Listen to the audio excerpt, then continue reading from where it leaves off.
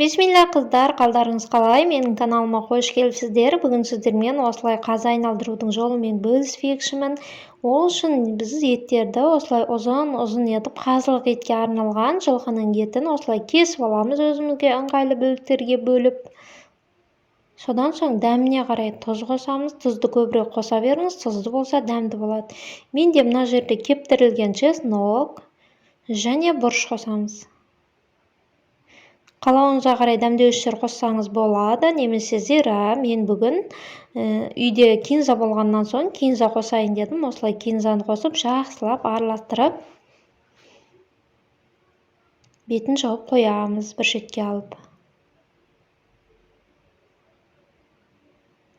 Ал енді ішектерімізді дайындап аламыз. Ішекке осылай байлап бір басын, екінші басынан осылай жайлап етімізді салып бастаймыз. Жақсылап, нығыздап салыңыздар.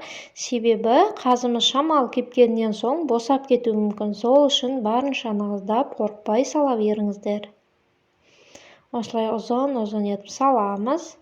Арнайы қазылықтың еттері қабырғадағы. Міне осылай салып шығамыз.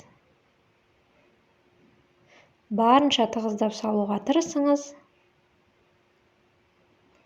Нығыздап осылай жақсылап салғаннан соң, екінші басында байлап қоямыз.